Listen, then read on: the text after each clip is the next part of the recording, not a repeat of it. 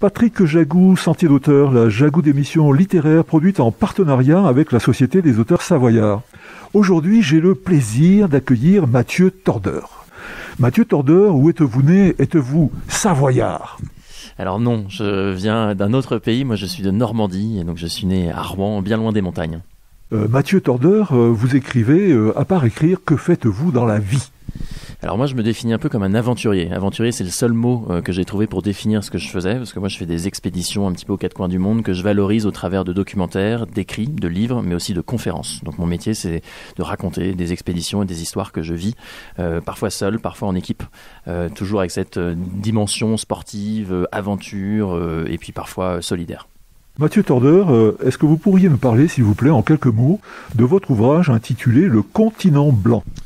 Alors en 2018, je suis parti réaliser une expédition qui me tenait à cœur depuis de nombreuses années. Je suis parti traverser une partie de l'Antarctique. J'ai skié de la côte du continent antarctique jusqu'au pôle sud dans des conditions un peu particulières parce que je suis parti seul et sans ravitaillement. Ce qui voulait dire que je ne bénéficiais d'aucune assistance matérielle ou alimentaire sur tout le long de mon expédition qui a duré 51 jours sur une distance de 1150 km de long.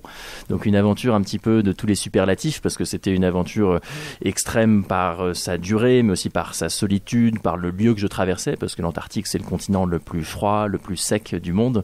Donc mon aventure c'était à la fois une expédition géographique, parce que j'ai tenté de rejoindre l'axe de rotation de la Terre, le pôle sud, mais finalement en 2 mois c'était aussi une aventure intérieure, parce que quand vous passez autant de temps avec vous-même, forcément il y a pas mal de choses qui jaillissent en vous et qui sont justement l'objet de ce livre, Le continent blanc. Et au cours de ces journées passées avec vous-même, vous avez trouvé quoi? Ça c'est un peu la grande question et je voudrais peut-être pas dévoiler tout ce qui se passe dans ce livre, mais forcément quand vous êtes confronté à un univers où c'est le vide, parce que l'Antarctique c'est le plus grand désert du monde, la seule vie elle existe mais sur ses côtes, il y a des animaux mais au cœur du continent il n'y a rien qui puisse vivre et survivre.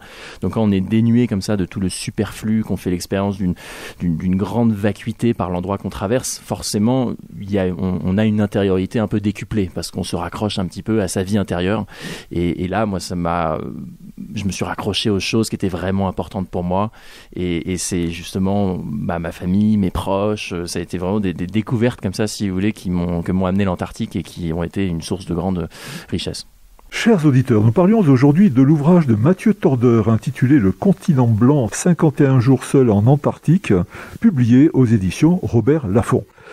Mathieu Tordeur, je vous remercie. Voilà, Sentier d'auteur, c'est fini pour aujourd'hui. Harvey les amis, et à la semaine prochaine si ça vous dit. Merci à vous.